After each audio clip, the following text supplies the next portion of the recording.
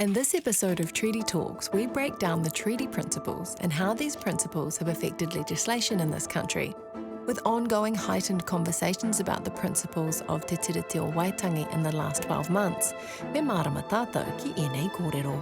Colonization is about the assertion of power, in my opinion, and the governments of any type are able to exercise more power when they can control groups of people. And the longer that Māori retain our unique identity, retain our reo, retain our land, the longer it will take for that colonisation process to be complete. Ko te manuhiri mo tēnei rā, he roia, he kaiako, ko Dr. Luke Fitzmaurice-Brown, someone who's taken it upon himself to create a platform to help inform people about Te Tiriti o Waitangi.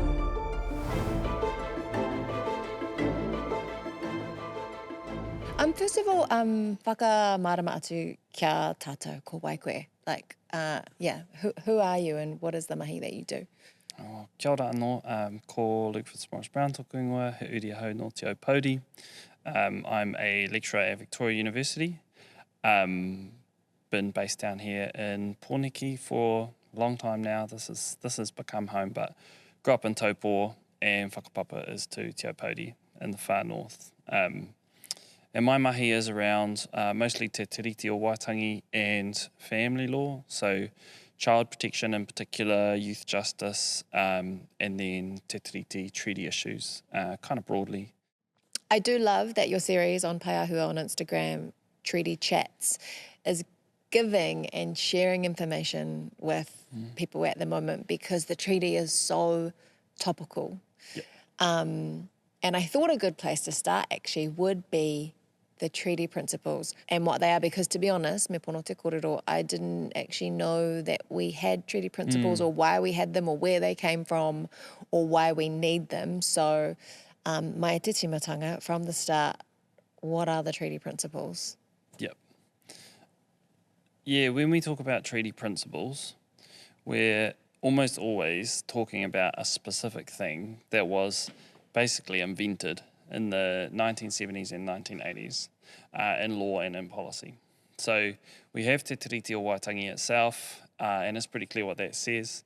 But in the 1970s, the government decided to pass what's called the Treaty of Waitangi Act, and that was the act that was the law that set up the Waitangi Tribunal. And that law was the first time there was this reference to the principles of the Treaty of Waitangi in law at the time. And so after that, it became the tribunal's job to articulate and figure out what those principles actually were and what that phrase even means. And then we had another law in the 1980s, and it was to do with selling off state-owned enterprises, and that used that phrase again. Principles of the treaty. Generally, back then, the law didn't say the treaty / Te Tiriti. It usually just said the treaty, and that's sort of changed. But basically, the tribunal and the courts then had to figure out what these principles were.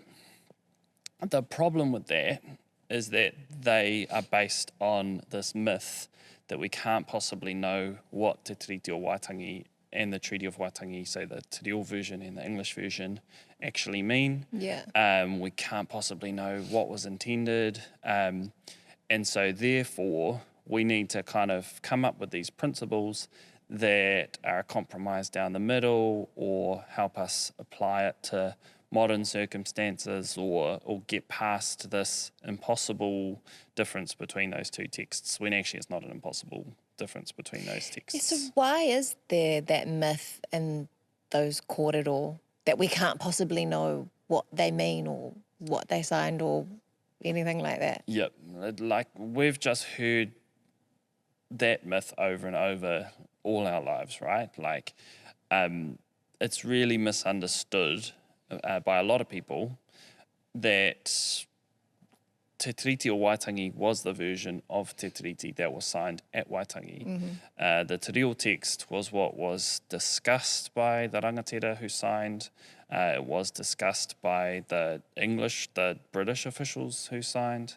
There are hundreds of people who signed Te Tiriti o Waitangi, and all but a very small number of them, over 90%, signed Te Tiriti o Waitangi. And those who signed the English version still discussed and debated the Te Reo Māori version and didn't have a copy of the Te Reo Māori version. It's not like they saw these two documents and were like, oh, we'll take the English one, please. Yeah.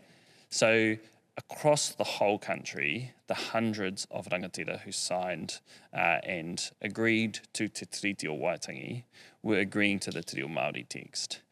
And so the idea, even just on like a practical numbers basis, that we can't possibly know what was intended, just doesn't really stack up. Yeah. Nevertheless, we've kind of, a lot of people have accepted this idea that we need principles to get past that difference in the text and just go with this modern kind of articulation of the vibe of the thing. But then, are they just using the principles as a huarahi to not fulfill their obligations of what's in the treaty? Why can't we just do what the treaty said instead of making up principles that are just like the vibe of the treaty? Yeah, I agree with that. And I think and this is a bit controversial, but hear me out. The idea that there is a principled basis for Te Tiriti o Waitangi, or like there is a vibe of what was agreed, wouldn't necessarily need to be that controversial. It definitely needs to be based on Te Tiriti o Waitangi, but we do have to like figure out what that means in modern times. And we do have to, it's not as though those rangatira would have been like, no, right here today, this is in writing too. It's not a very Māori way necessarily of coming to an agreement. We would have continued to discuss that. We would have continued to debate that. And so like the idea of those principles, not the technical thing invented in the 70s, but the idea that we would take a principled approach to continuing to discuss what Te Tiriti means for us, I actually think theoretically could have been okay. The big problem is that we've gone with this English version of the treaty, which was not signed by most people, doesn't make sense in terms of we never ceded our sovereignty. It just makes no sense at all that we would use that version of the treaty and then say, oh, let's meet in the middle. We don't need to meet in the middle, but we do maybe need a way to kind of continue to discuss how that applies. We can do that based on the Te Reo Māori text. So we should just start from there. He nui ngā kōrero I tēnei wā mo te tiriti o Waitangi, mostly due to a bill that's been tabled in government. The treaty principles as they stand, what are they? So one of the key things about them is that the courts and the tribunal have a slightly different version of treaty principles. Right, so they're just open to whatever you want your treaty principles to be? They kind of, they're pretty set and they evolve over time. And it's not like the courts and the tribunal have just ignored each other, but the courts have talked about principles since the 1980s, like active protection, like partnership between Māori and the Crown, like redress. There are some core principles that started to come through court cases in the 1980s that still remain really important. The tribunal has taken a similar approach at times, but especially more recently, they've been much more willing to start from tino rangatiratanga. And the tribunal's legislation explicitly says that they can look at the Te Reo Māori text and the English text, or whichever of those makes more sense in the context. And in the last few years, more explicitly, they've kind of done this all along, but they have tended to start from a place of Māori not ceding sovereignty. So they still believe in active protection, and that's still a really important principle, but they will also sometimes just say the most important principle here is tino rangatiratanga. And from there can be partnership. That's still an important principle. But both the courts and the tribunal have active protection, so that's the duty of the Crown or the government to actively protect the things which Te Tiriti says are protected, particularly for Māori. Partnership, there's a general principle of good faith, so both parties kind of working together. Yeah. Redress, so where there has been a breach of Te Tiriti, the Crown has the obligation to provide redress for that, but also to kind of keep that option open and alive for future. Equity is an important one for them. Those are probably the most common that the tribunal refers to. Right. Yeah. So who did the writing of the treaty principles as they currently stand happen with the Waitangi Tribunal? Yeah, each report that the tribunal writes, they will articulate the principles. And the tribunal doesn't technically have to go with exactly what previous tribunal reports said, but they do tend to have similar things each time because that's part of their credibility. They've also then, the third source of the principles, which is not as common, but the government themselves have articulated principles. So the ones you used to hear much more about, but you don't hear about them as much anymore because they don't really reflect Te Tiriti, partnership, protection and participation, the 3 Ps. And there are still people who think that Te Tiriti is all about the 3 Ps, and it's kind of a starting point, but that was just what the government came up with in the 80s to kind of come up with a little snappy slogan of Te Tiriti, which some people would say waters it down. Other people would say, actually, we knew nothing about Te Tiriti at the time in government, so we had to start somewhere. But those are an example of just the government deciding that these are the principles as well. So all of those institutions have kind of, the principles have evolved over time from all of those sources, but there is still a pretty clear written record of what those principles are, and it's not like any given tribunal report or any given court case, they can just make them up. Just to clarify, the principles of the treaty were born in the 70s, when the meaning of Te Tiriti was being looked into. He nui ngā hua kua puta I te tribunara e hāngai ana ki ngā principles o Te Tiriti o Waitangi. However, the Crown have recently been trying to use these principles to redefine the treaty itself. Are the principles what they use when they're making legislation? How do they affect our current kind of government systems? Yep.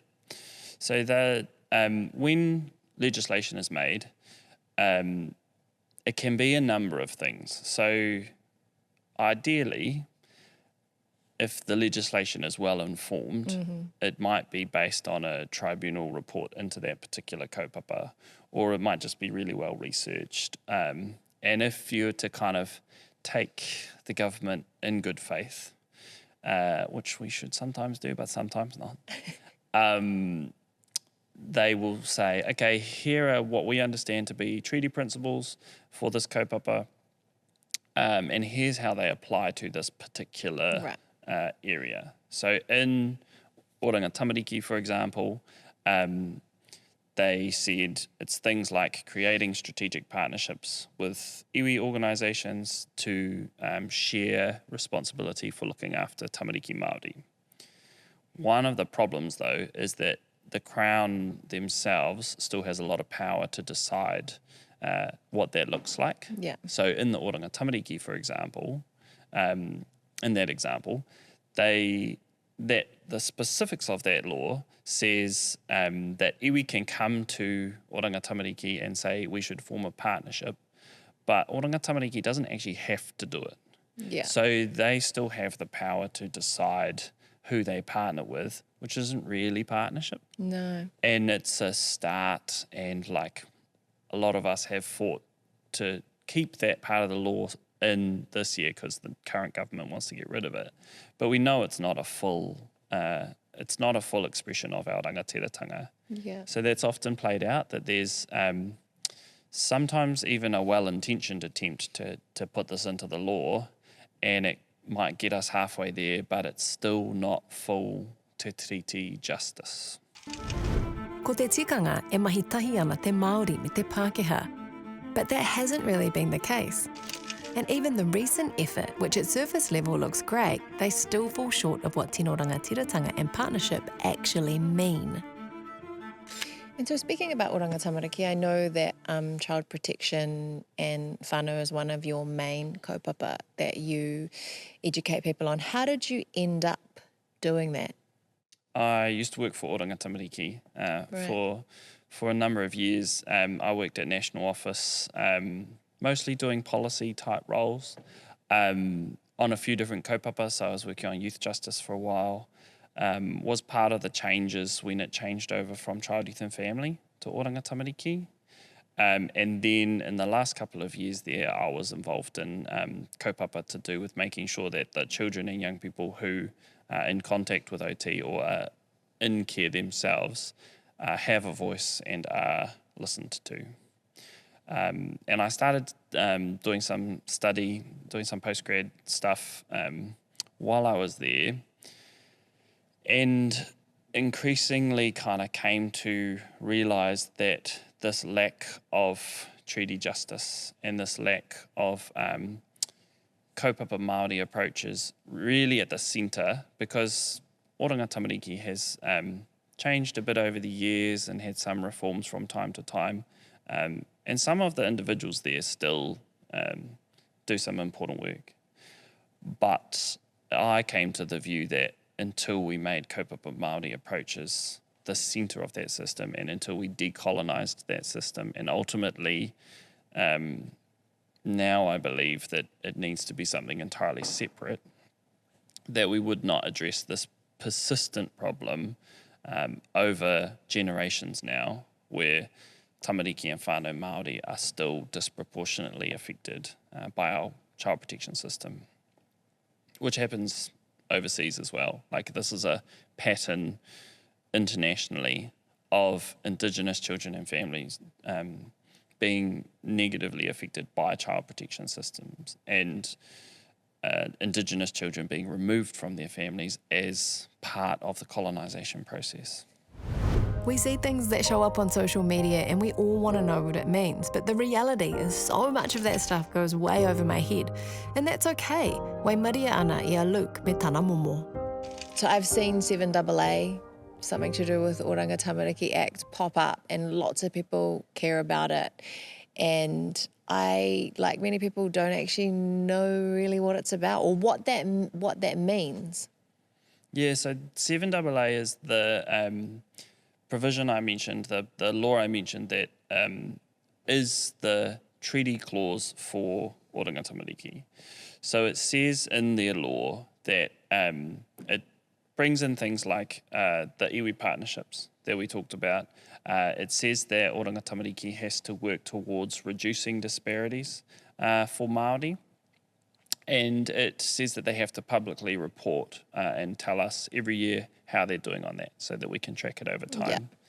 And there are a few other bits and pieces to it, but those are the core things that it tries to do. And it's an attempt at one level to ensure that Te Tiriti or Waitangi can't be ignored in our child protection system anymore. Before that, the law never mentioned Te Tiriti at all. And there are a couple of references to whanau, hapu and iwi in the Act. And there were some court cases that said the treaty's still relevant. But really, the treaty was never central to our child protection law before that. So when it was brought in, it's not perfect. And we talked about the fact that, Oranga Tamariki still holds a lot of the power. It's not really a genuine partnership there. But it's something, and it's a start. So that is why this year a lot of people have said we would like to save it because the government are going to get rid of it. And although it might be pretty half-ass in some ways, it's still an important starting point for making sure Te Tiriti or Waitangi can't just be ignored in child protection. Yeah, so if they take it out, they don't have to take into account the well-being of Māori children when it comes to being with whanau and iwi and hapu. Well, the law will still say that the well-being of whanau, hapu and iwi is important. And there are a couple of other principles in the Act, like the Act talks about whakapapa and whanaungatanga and mana tamaiti. So the Act won't completely get rid of those things, and it will still say that Te Tiriti o Waitangi is important. There's a reference there. But what 7AA does is make it much more specific about what Oranga Tamariki has to do to partner with Māori and tell us how they're going, and those specific things make them much more accountable than any given in any given case. They'll still have to take into account whakapapa, for example, and they will in some cases. But what 7AA does is create accountability and really put Te Tiriti o Waitangi at the forefront. And getting rid of it will mean that Te Tiriti is just one of a number of things they have to take into account. And those things like whakapapa and whanaungatanga are just one of several things that will have an influence. That's 7AA, but I suppose this is a case with all different legislation. Māori, health, education, language, everything. It's them saying, we will give you the right to make your voices heard, but we don't have to listen to you. E hara tērā, I te rangatiratanga. And they will still decide. The Crown will still decide what is best for tamariki and whanau Māori in any given case. And it leaves power in this Crown and government system, which even though there's some good social workers sometimes, or there's some cases in which things work out, Te Tiriti o Waitangi honours and recognises tino rangatiratanga. And without tino rangatiratanga in our child protection system, we will never really change these long-term problems that have always faced this system. And in some ways, and the international evidence kind of backs this up as well, is that in some ways the system is designed to break apart whanau Māori. Which is so sad, because really there should be a big connection between whanau wellbeing and what was promised in Te Tiriti, right? Yep, absolutely. And Te Tiriti is really clear about that. So that idea that we have as Māori our tino rangatiratanga over kāinga is just essential to the promise of Te Tiriti itself. And it's something that we haven't talked about enough until recently, I think, is that, and the Waitangi Tribunal talked about this, is they described the guarantee of tino rangatiratanga over kāinga specifically, when they were talking about Oranga Tamariki, as a guarantee of cultural continuity, meaning that the way we raise our children and the way our whanau operate and our whanau and hapu structures are the centerpiece of how we transmit our knowledge to the next generation, and our taonga tuku iho and our te reo. And if you get tino rangatiratanga over kāinga and you have that control over how your culture is transmitted over the generations, you are able to preserve that culture. And if someone else gets to decide that and gets to maybe keep that if they feel like it, and or maybe break that up if they feel like it, they control that. And that has been a pattern of colonization all around the world, and the child protection system has been a part of that in the past. And for as long as our laws continue to allow that to happen, that cycle, I think, will continue. And because it's that common, we've talked about it as it pertains to Oranga Tamariki, but are there other examples of where the government's done the same thing? Because it's a treaty breach, right? Yep. Yeah, so a lot of our modern problems where Māori are overrepresented in the correction system and housing and education and all of these big problems have their roots in breaches of Te Tiriti o Waitangi. And I think one thing that people miss sometimes is that these policies that the government have implemented, often we look at the kind of post-World War II period as the start of a lot of this, where as Māori, the vast majority moved from rural areas in the 1940s and 50s to urban areas by the 70s and 80s. It was like 80% of Māori lived in rural areas in 1945, and then within about 20 or 30 years, 80% lived in the cities. So within a generation, there was this huge migration. That was in part the deliberate action and policy of governments who wanted to assimilate Māori into Pākehā society. So there was this report in 1961 called the Hun Report, which used the language of integrating Māori and Pākehā, but really what they meant was assimilating Māori into Pākehā life. And there were specific policies in the education system. After that report, they shut down the last of the native schools. Yeah. In the housing system, the pepper potting policy, where Māori were encouraged to move into the cities, but specifically kind of broken up rather than supported to live in Māori communities within cities. The loss of te reo Māori during that time.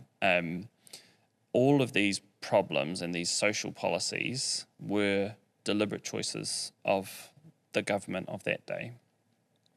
And those all amounted to breaches of Te Tiriti or Waitangi in those different social policy areas.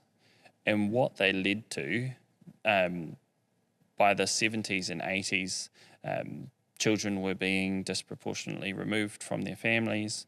The education system was failing Māori. And you can see a direct link between that by the 1990s, Māori incarceration rose rapidly. The rise of gangs in the 70s and 80s and 90s were usually the kids who had been uplifted in the 50s and 60s. The sad thing is, kei te pōhehe te tokomaha, ko tātou anō te he, no naia nei rānei ngā raru. Gangs, poverty, addiction, prison rates. These are all symptoms of years and years of colonization. All of these problems we see today, and we phrase them as problems, but they weren't really accidents.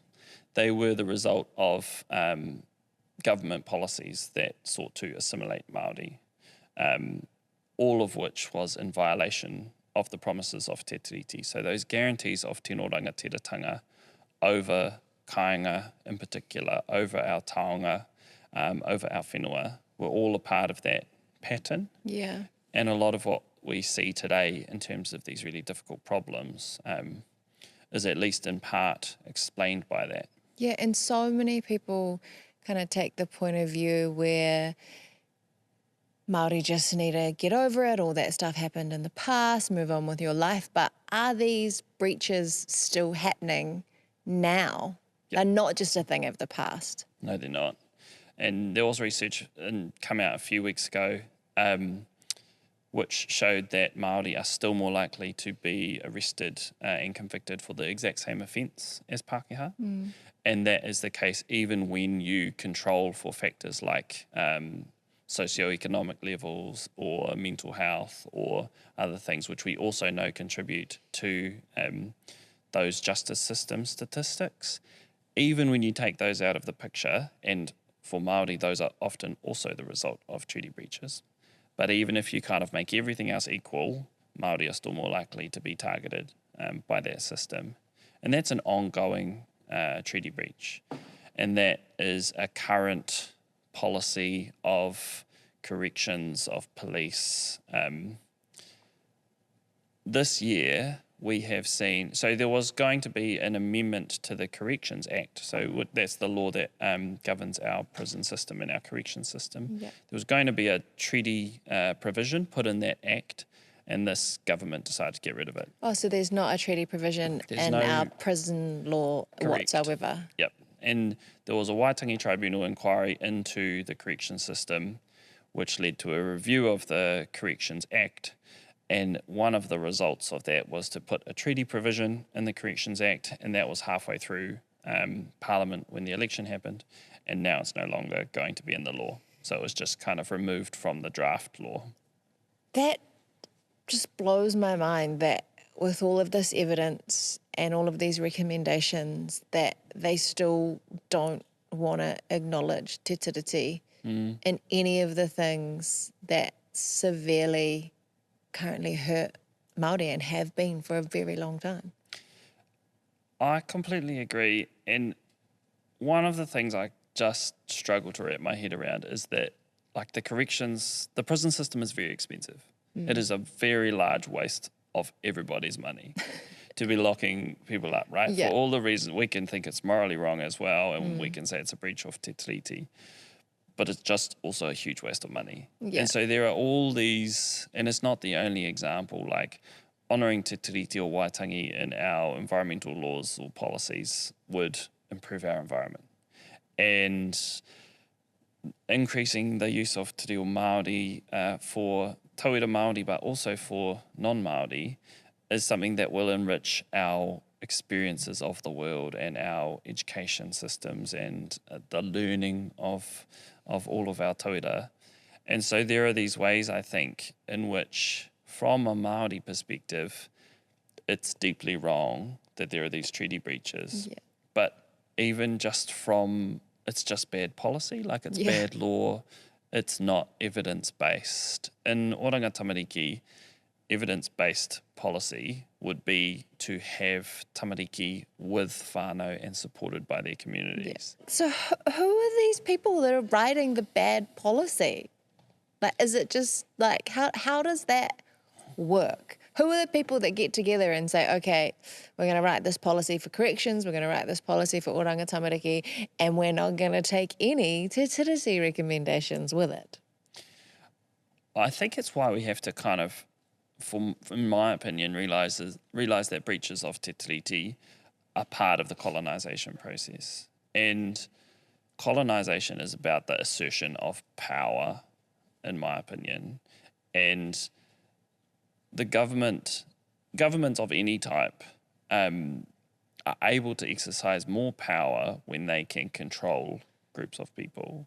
And the longer that Māori retain our unique identity, retain our reo, retain our land, the longer it will take for that colonisation process to be complete. Māori have resisted colonisation in many, many ways and continue to do that. So I think the more you dig into it, the more you can only think that and realise that colonisation is an ongoing process, and some of these policy and law changes are designed to keep that process ongoing. And so many of the conversations, there are so many conversations where people say, well, you know, colonisation happened ages ago when we came here and we, you know, signed Te Tiriti, but they don't understand that it's just still happening every day. It is, and it's this, like, we went as Māori from 95% of Māori people speaking te reo Māori in 1900 to 75 years later, around the time of the Te Reo Māori petition, 5% of tamariki Māori could speak te reo Māori. And there have been some incredible efforts since then to revitalise te reo Māori, and those of us who are still on that waka are very, very grateful for those, because it means that we are now able to catch up and we are now able to learn. Yeah. But it's an example of that still affects us, and our environment is still worse off because Te Tiriti continues to be breached. Tino rangatiratanga will never fully live inside the walls of Parliament. Kei roto tonu I a tātou.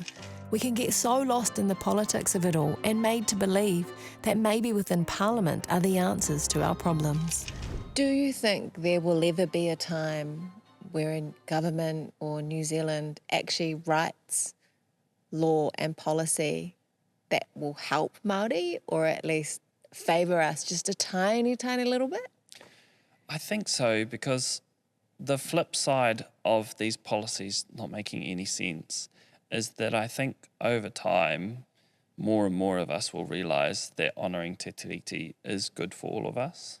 So when we have laws and policies that improve our environment and look after our communities and get people out of prison and improve our education system and all of these things that I think can be a potential benefit of honouring Te Tiriti, it is not just Māori that will benefit from that.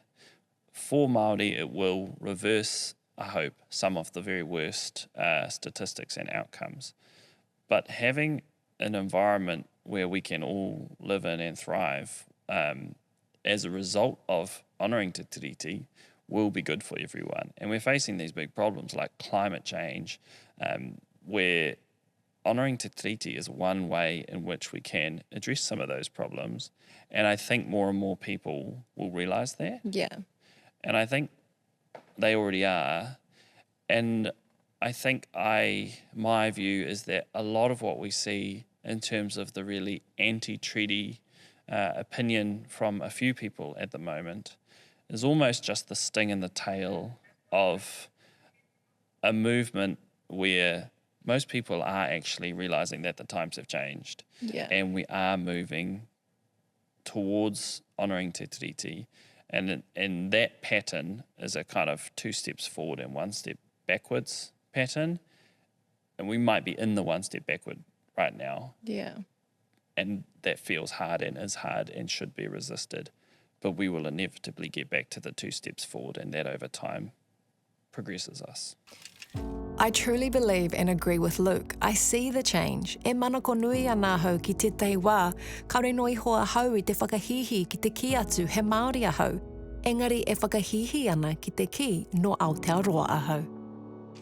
I a koe ako ana, when you're teaching, do you think that the tide is shifting in the way that people think about policy and think about law? And even like mehe mea e whakaaro ana koe ki te wā, ki te whare wāranga koe, when you were learning about law, is it different now than it was back then? Yeah, it is shifting, and it is different from when I was at university. I think people are less scared of it now, and my generation and the next generation in some ways don't quite understand what all the fuss is about. Like, why was this ever so threatening to us? And why is this something to be resisted? And why is non-Māori culture something to be so single-handedly embraced at the cost of all else? Like, it doesn't make sense. And as our laws have changed to recognise tikanga or recognise Te Tiriti, and the sky hasn't fallen in as a result, and as we are faced with these big problems like climate change or mass incarceration or whatever else we're dealing with, that more people are realising that we need to do something quite fundamentally different in these areas than we have in the last 50 or 60 years. There's this greater willingness to embrace Te Tiriti and embrace the things that go along with it, embrace multiculturalism and diversity, and those things can at times be a generational change. Though at the same time, I would say that some of our parents' generation and our grandparents' generation are just as willing to embrace it, even though it's not what they might have learned about at school, or it's not what they knew growing up. So yes, I think it's definitely something that happens and grows over time, but I actually think that all people in New Zealand have the ability to learn more about Te Tiriti and embrace it, and many do, and often that's really heartening as well. Yeah. Do you think that there are like misunderstandings between the government and the New Zealand courts when it comes to Te Tiriti and what they mean? The current government? Yeah. Yeah, I think so. I think the current government doesn't seem to really have any understanding of what Te Tiriti means. And the courts at times have, and at times have... there's kind of an integrity to the process, not always, unfortunately, but an integrity to really looking into what Te Tiriti says and what the treaty says, and at times those myths have still persisted, but at other times there's been a willingness to kind of come to grips with what that has to mean for our law and how our law has to evolve. At the moment, I think the current government's approach is really cynical towards Te Tiriti, where they think they can implement this version of the treaty which just doesn't resemble what Te Tiriti says at all, and what we know it says and what we know it means. That it's more of a fabrication currently than a definition. And so with this next generation of tauira of students that you're teaching, how do you teach about the treaty? That's a good question. I think, I've learned a lot of this stuff as an adult as well, right? So I think the starting point is that there's this hunger to learn, and I'm very, very grateful for those that came before us and really kind of broke through in academic spaces, and our researchers and our historians and our tohunga of all types. But I almost feel like the second or third generation of that, and I feel very privileged and humbled to be a part of that. But we can read about it, we can learn, and we have all these tauira are learning through social media, and there are a million ways in which we can now get accurate information about Te Tiriti. Luke has his own platform, Treaty Chats, and this is one of the many platforms where you can find credible information about Te Tiriti and any of the politics of the time. Because what is it that you set out to achieve when you started Treaty Chats? Like, how te whakaaro or te rā? I think it was that things were happening so quickly, and there's this real need to demystify information about the treaty, because it's not as confusing as some people would have you believe, and there is that misinformation out there, but that's a deliberate tactic. Te Tiriti is very clear. It is about our tino rangatiratanga as Māori being preserved. And from there, in my opinion, it's about creating a system of government where tangata whenua can retain that authority and those ways of life that we have always had, we have had for 1,000 years. But equally, it's about saying there are new people coming to Aotearoa now. How do we create a system that preserves our rights, because that kind of goes without saying at the time, but also invites people in and also says, well, we will need laws and policies that improve your lives as well, and we can do that. Kāwanatanga exists for that reason. And so this relationship between tino rangatiratanga for Māori and kāwanatanga for governments is kind of a simple one, to be honest. It's two groups of people sharing power for the benefit of each other, and that at its core is what it's about. But what we are seeing right now is rapid change. And so when there is a new law in Parliament every other week, and there's a new Waitangi tribunal report every month or two, people are, I think, wanting to know those things and wanting to be informed. And part of what Treaty Chats was about when it started is just trying to give small snippets of context to help break that down, because I'm not the expert in all of those things, and I'm not a tikanga expert, but I do just try to say, here's what's happening this week. The Waitangi Tribunal has said this about it. Here's how it relates to the treaty. And just as starting points of understanding that context and trying to cut through some of the misinformation. Because it's a lot. It's a lot. Especially if you don't know that much Yep. about it. And do you find even in the comments, lots of people asking more questions? Do you get much hate in there? I know that comment sections are places you should never really go if you're making content, but do you find it positive?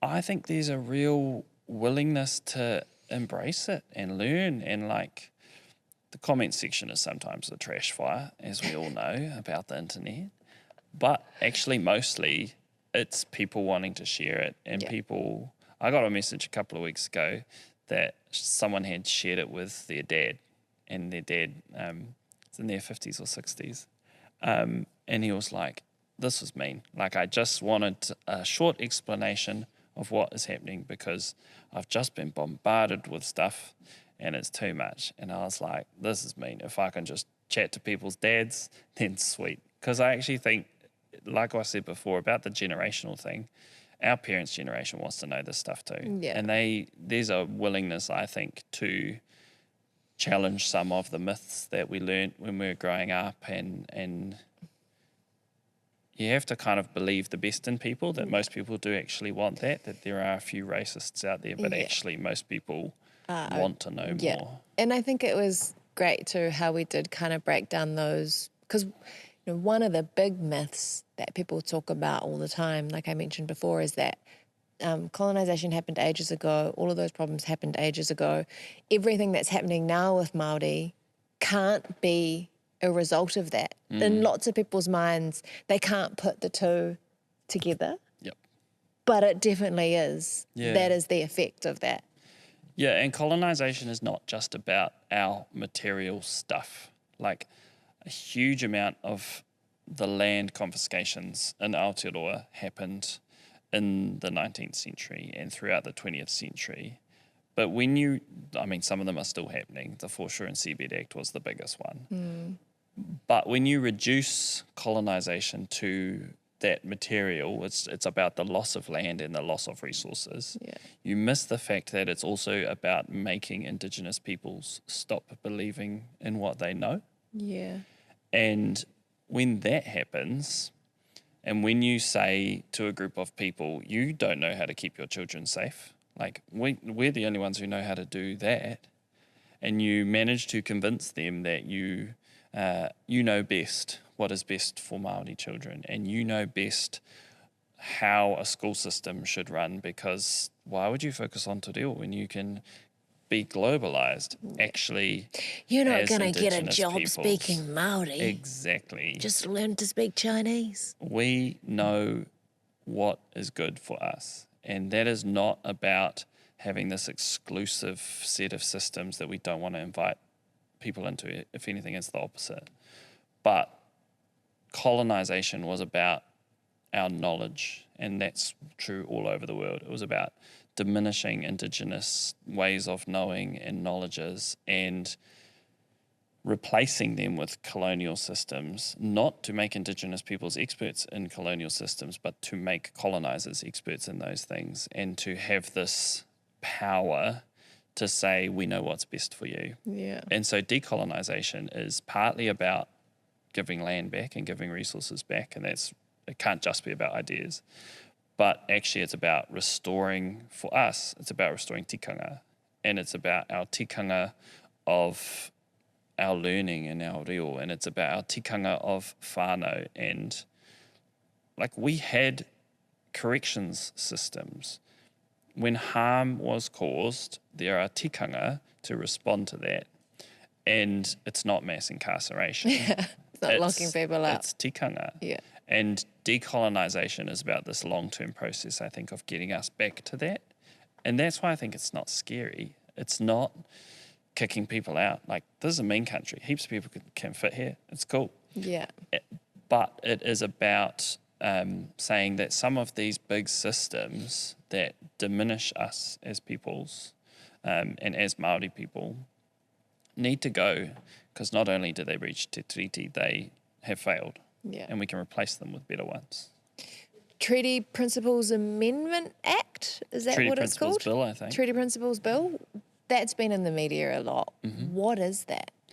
So the Treaty Principles Bill is an attempt to write a new law and pass a new law which would just completely erase the essence of Te Tiriti or Waitangi. Would the bill take into consideration anything that's actually in Te Tiriti, or is it just a whole new made-up kind of vibe?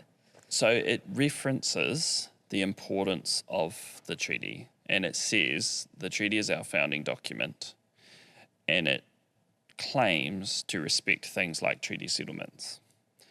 But in terms of what it actually does, it will erase the right that Māori hold and have always held of tino rangatiratanga over our whenua and our kāinga and our taonga. And the way it looks like it's going to do that is to say the bill will say we recognise the rights of hapu and iwi as they existed in 1840, but only to the extent that they are reflected in legislation or policies. The government themselves writes those legislation and those policies. So what that really says is that Te Tiriti exists and the rights of hapu and iwi Māori exist, but the government has the right to take them away at any time. And if it has done so at any point in our past 184 years, those actions of taking those rights away are still valid. So because Te Tiriti is about power and because colonization is about power, what this law will do is put all the power to decide those things and those rights in the hands of the state. And that is not a partnership, and that is not really an agreement. That is not what Te Tiriti says or the essence of the agreement that it reflects. So for whatever words end up in that bill, and it's still going through Parliament, so we'll see what happens, but it will not uphold tino rangatiratanga, and therefore it will not reflect Te Tiriti. So if it does get through, how bad will that be? If it does get through, firstly, it will erase Te Tiriti as we know it. But the way it will do that is by putting it to a referendum of majority non-Māori people. And we have seen over time and in many different countries that when you give non-Indigenous majorities the ability to decide what Indigenous rights should be, it ends up really poorly for those Indigenous peoples. And one of the reasons for that is because our education system has erased our knowledge of Te Tiriti. Like, we did not grow up, even our generation did not grow up with accurate stories about the treaty in school, let alone our parents' generation and their generation. So we're raised on these myths about that document, and then we're all asked to go and have a vote on it. And one of the things that has been said as one of the rationales for why we need the Treaty Principles Bill is that we need to have a national conversation about the treaty. And I actually think that's true. That's a good idea. It's a terrible idea, however, to do it based on the myths that we grew up with and the misinformation that we're still hearing. And so the reason it's harmful is because it won't be that informed conversation that we need to have. It will be this misinformed conversation that will do more harm than good. And as Māori, we are up for that informed conversation. Like, we have that all the time, and we would like to invite more people into it. But it needs to be grounded in an accurate understanding of what Te Tiriti actually is and actually says. And until that happens, it's likely to be harmful, I think. Just for me, there are people like Moana Jackson, who his work has just been a huge inspiration to many of us, both in terms of understanding Te Tiriti and the impacts of its breaches, but also the potential of its future and the potential of a country that truly honours Te Tiriti. There are some really powerful articulations of that in things like the Mātiki Mai report. 2040, what would you like to see by then? I'd like to see us believe in the value of Te Tiriti by then, and to have completed this journey of embracing its potential by then. And honestly, I think we're facing some massive structural challenges. Like, we are not going to solve some of the problems of the breaches of Te Tiriti over the last 200 years by that point, overnight.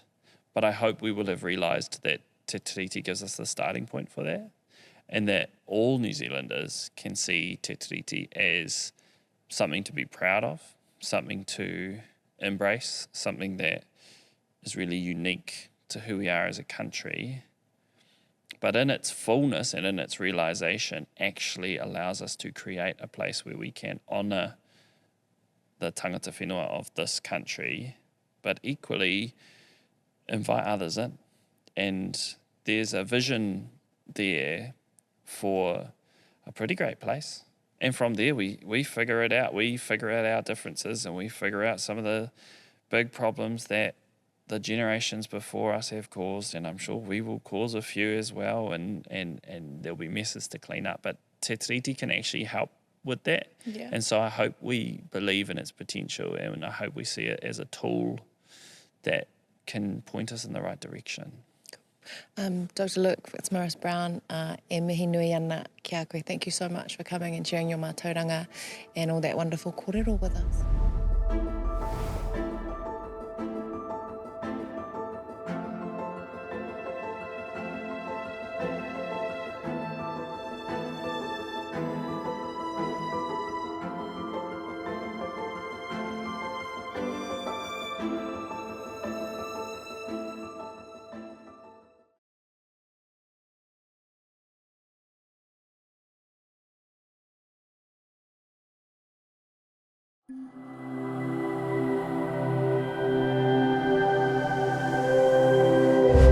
Ko te reo